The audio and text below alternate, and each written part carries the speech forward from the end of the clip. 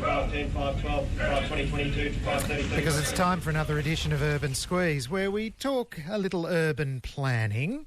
Today we're going to talk about the Gold Coast as a postmodern city. Hang on, what's postmodernism? I don't get all this eyeball stuff. What are they supposed to represent? Eyeballs? It's POMO.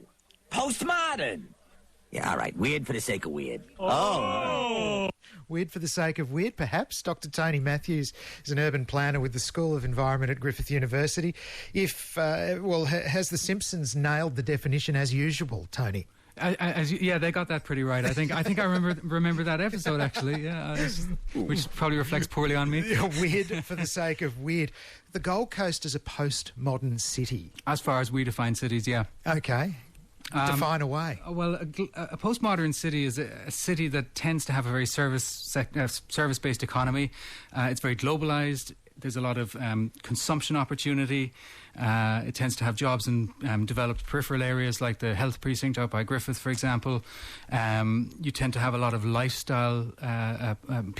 People are very defined by the lifestyles they're living or the types of lifestyle that they choose to pursue. So, for example, one really good example of that on the Gold Coast is like the lifestyle resort retirement communities. Okay. And so a postmodern city, if you like, people tend to be a little bit more recognisable by their cultural interest and their lifestyle interest rather than, say, their class background.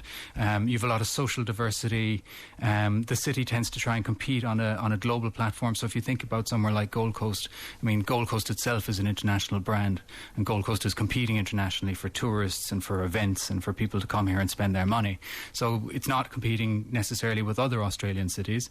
It's competing with other global tourist cities, other draw card cities. I'm thinking, for whatever reason, right or wrong, Singapore. Singapore's another postmodern city. Hong Kong's one. London, Sydney is one.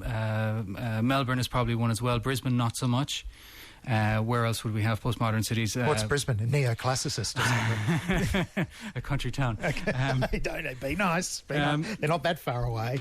Brisbane is still sort of a modern city in planning terms. So, I mean, like, this is a little different. We're not talking about postmodern art here, exactly. But Brisbane is still a more traditional sort of, if you like, 20th century city. It still has a fairly, it's based on two or three kind of traditional industries. It has a very dominant central core. It's very suburbanized. You know, there's a slow drift back towards living in the city, for example. Brisbane doesn't have a lot of signature buildings. It's getting more, like the Tower of Power, for example, the One William Street building that the state government are now in, the new casino that's coming online on the north bank of the river in Brisbane, that is happening. So when that happens, Brisbane will have a cluster of sort of iconic buildings, and I think that will be enough to tip it over the edge. Brisbane has been threatening to go this way for a long time. They've had the Australia's New World City banner for a long time now, but and it certainly has changed a lot in the last couple of years, but they're not quite there the way that the Gold Coast is. I mean, you can people know, they know what Gold Coast is. If you ask people internationally, what do you associate with the Gold Coast, they're going to associate, water-based activities, tourism, nighttime activities, casinos, nightclubs, all that sort of stuff. Big gleaming towers. All those kinds of recreational opportunities. And so Brisbane doesn't have that. It's not that kind of a draw card city. So Interesting. Tony Matthews from the School of Environment at Griffith University, Urban Squeeze, considering the Gold Coast as a postmodern city. All well and good to define it as a postmodern city, but what does it actually mean if we're labelled a postmodern city? Well, it means a couple of things. I mean, for one thing, it means that the economy here is very service-based and consumption-orientated. So it is, right? The Gold Coast is really about providing services and experience, and it's all about consumption. It's not about, doesn't have a traditional manufacturing base or anything like that. So it's moved beyond that. Maybe it never even had that. But somewhere like Adelaide, for example, is still very dependent on a manufacturing base or a declining manufacturing base that they're trying to bring back. Well, submarines, for instance. And the old car factories and things like that, which are all going now.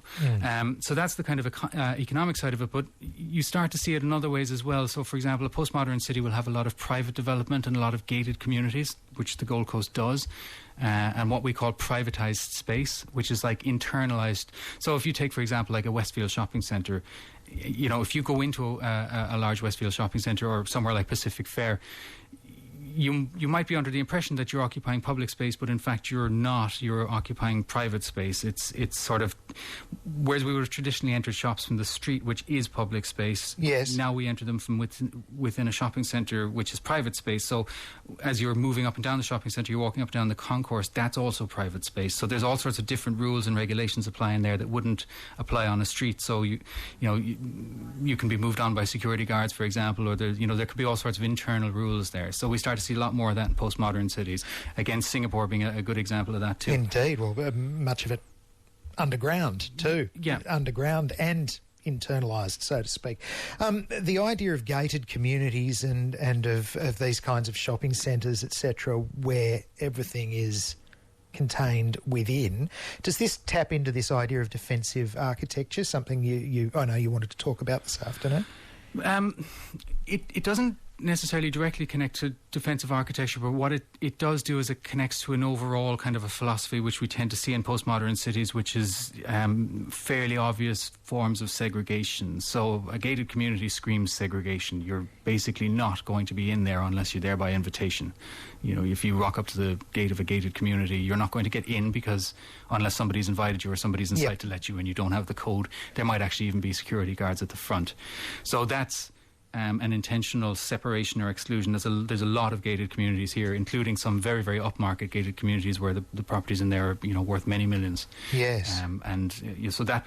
So there's a philosophy of segregation. Defensive architecture is also about segregation and sort of keeping people from places they're not supposed to be, but it's usually aimed more specifically at what are seen to be, and these are not this is not my words here, but people who are seen as less desirable. So for example, groups of teenagers hanging around, or homeless people, or people drinking on the street, or anything like that.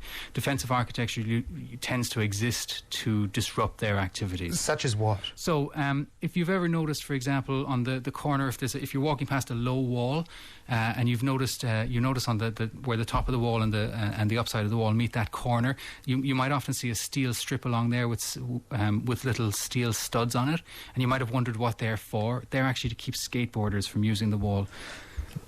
Right. Make it uncomfortable to sit on too. Make it uncomfortable to sit on as well, yeah. Yeah. If you see, for example, steel spikes in the pavement, usually in an alcove or around a door into a business or a building, that's to stop homeless people sleeping there. Uncomfortable.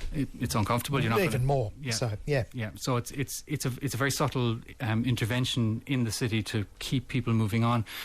Other examples of it are, for example, listeners might have noticed that park benches are increasingly being constructed from steel rather than timber, and when they're constructed from steel, they very often have dividing arms. So whereas a traditional park bench is, maybe 2 meters long, and you could lie on it if you wanted to, we're increasingly seeing park benches where they have 2 or 3 arms in the bench that's separating it, so it makes sure that nobody can lie on it. So there's no sleeping on it. There's no sleeping overnight on it. There's no sidling up to strangers on it. Yeah, there's no kind of teenagers carrying on, getting hot and heavy with each other on it, that kind of thing. And it's to discourage these kinds of I won't say unauthorized activities, but unwelcome activities. And we do see a lot of this in postmodern cities, and that's not to single out this city for it's happening all over the world. Why?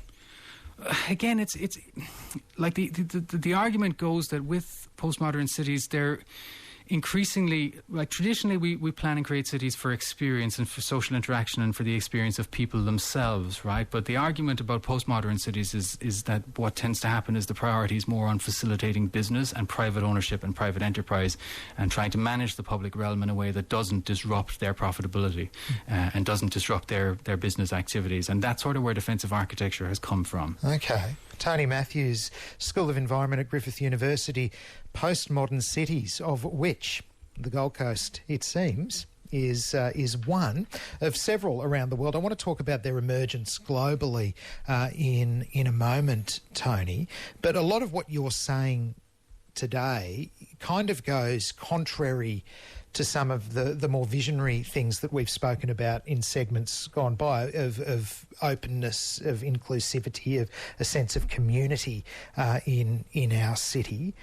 Some of the features of postmodernism seem to go against the grain of that. Are we seeing a sense of conflict here on the Gold Coast?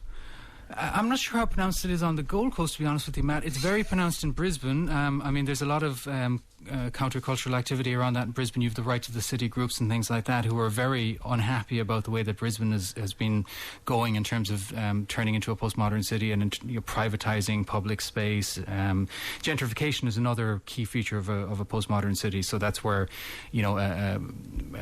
like a kind of a shabbier, older neighbourhood where you'd have a lot of people like students or artists or lower income families or whatever living there because they can afford the rents and things like that, and they might be perfectly happy there. Sooner or later, the uppies and the hipsters come along, rents go up, property prices go up, more coffee shops open, and the internal population gets displaced. Now that makes people very unhappy. Yes. And rightly so.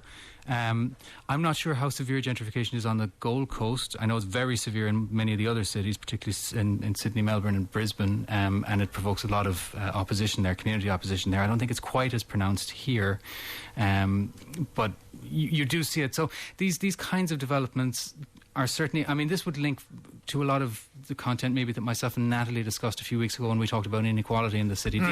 These are almost like, you could argue that a lot of these features of a postmodern city are almost designed to perpetuate a type of inequality. Yeah, it's kind of interesting, a philosophical discussion that is, well, we're not going to be able to cover all bases this afternoon, but at least touch on it. Tony Matthews, my guest this afternoon. Matt Webber's my name. I'll get some traffic from Brad in a moment. Why are we seeing these cities? You've mentioned Hong Kong, Singapore, among others. I suppose you could call them modern, postmodern cities. Others are kind of turning the old into the new and becoming modern, postmodern cities. You've mentioned Sydney and Melbourne and London, for instance. Why is there this emergence of this way of thinking around urban design? Well, a lot of it is actually driven by just natural changes in economy and society. So the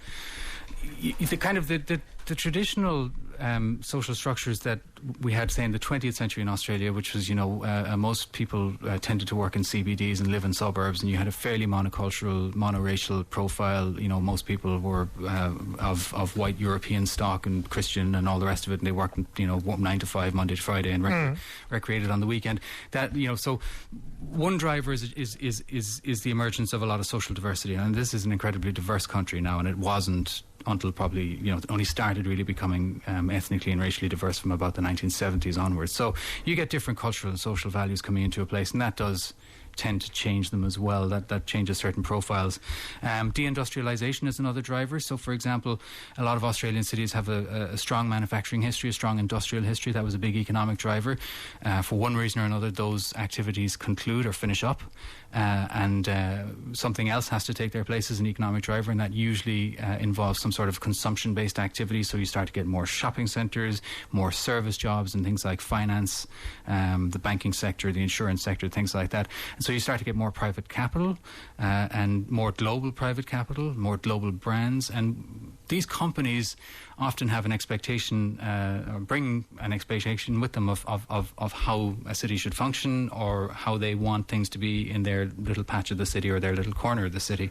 And so it's often they're the people that are driving defensive architecture and things like that. It's not necessarily council that's driving it, it's actually private sector that's driving it. And very often defensive architecture is actually part of the private fabric of buildings, not always, but often.